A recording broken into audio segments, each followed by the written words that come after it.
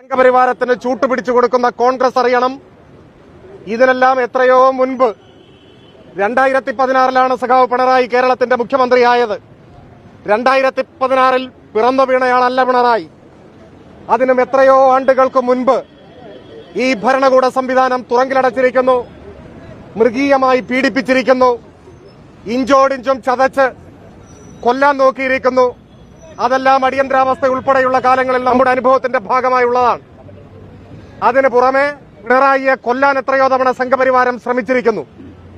അങ്ങനെ ഒരു വധശ്രമം നടത്തിയപ്പോഴാണ് സഖാവ് ഇ പിയെ തീവണ്ടിയിൽ വെച്ച് വെടിവെക്കുന്ന സാഹചര്യം ഉണ്ടായത്. ഞാൻ അതിന്റെ ഒന്നും വിശദാംശങ്ങളിലേക്ക് പോയിട്ടില്ല.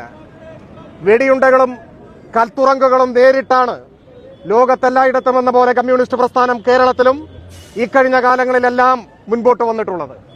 ഇപ്പോൾ ഒരു ഭരണമാറ്റത്തിന്റെ കൂടി അന്തരീക്ഷം ഉണ്ടായിരിക്കുന്നു. കോൺഗ്രസ് ആണെങ്കിൽ ഇഡിക്ക് ചൂട്ട് കത്തിച്ചു കൊടുക്കുന്ന സംഘപരിവാരത്തിന്റെ വിശ്വസ്തരായ സേവകന്മാരായിട്ടാണ് കുറച്ചായി പ്രവർത്തിച്ചുകൊണ്ടിരിക്കുന്നത്. അരവിന്ദ് കെജ്രിവാളിന്റെ അനുഭവം ഇവിടെ സഖാവ് രാജീവ് സൂചിപ്പിക്കുകയുണ്ടായി. ആദ്യം അറസ്റ്റ് ചെയ്ത് തുറങ്കിലടിച്ചത് മനീഷ് സിസോദിയയായിരുന്നു. മനീഷ് സിസോദിയെ അറസ്റ്റ് ചെയ്തപ്പോ കോൺഗ്രസിന്റെ നേതാക്കൾ ചോദിച്ചത് അരവിന്ദ് കെജ്രിവാളിനെ എന്തുകൊണ്ട് അറസ്റ്റ് ചെയ്യുന്നില്ല എന്നാണ്. ഡൽഹിയിൽ പരാതിക്കാരുടെ റോളായിരുന്നു കോൺഗ്രസിന്. മനീഷ് സിസോദിയയ്ക്ക് പുറകെ അരവിന്ദ് കെജ്രിവാളിനെയും അറസ്റ്റ് ചെയ്തു തുറങ്കിലടച്ചു. ഒടുവിൽ ആ കേസ് എന്തായി എന്ന് നമ്മൾ കണ്ടു. സംഘപരിവാരം BJP കേന്ദ്ര ഭരണകൂടം EDയെ ഉപയോഗിച്ച് തങ്ങൾക്കെതിരെ ഉയരുന്ന ദൃഢമായ രാഷ്ട്രീയ ശബ്ദങ്ങളെ നിശബ്ദമാക്കാൻ ശ്രമിച്ചപ്പോ മനീഷ് സിസോദിയയും അരവിന്ദ് കെജ്രിവാളും തുറങ്കിലടക്കപ്പെട്ടു.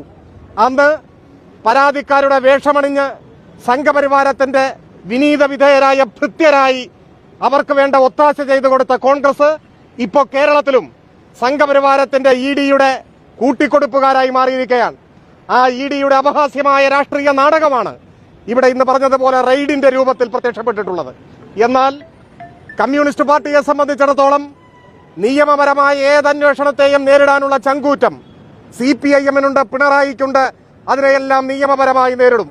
എന്നാൽ ഒരു പുകമറ സൃഷ്ടിച്ച് ജനങ്ങൾക്കിടയിൽ ആശയക്കുഴപ്പമുണ്ടാക്കാൻ, തെറ്റായ ഒരു പ്രതീതി സൃഷ്ടിക്കാൻ ഈ റെയ്ഡിനെ ഉപയോഗപ്പെടുത്തി മുൻപോട്ട് വരുമ്പോൾ അതിനെ രാഷ്ട്രീയമായി നേരിടും.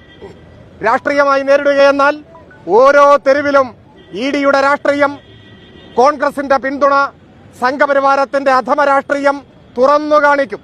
ജനങ്ങൾക്കിടയിൽ കാര്യങ്ങൾ വിശദീകരിക്കും. ജനങ്ങളുടെ പിന്തുണയോടെ ഈ വേട്ടയാടലുകളെയെല്ലാം നേരിടും.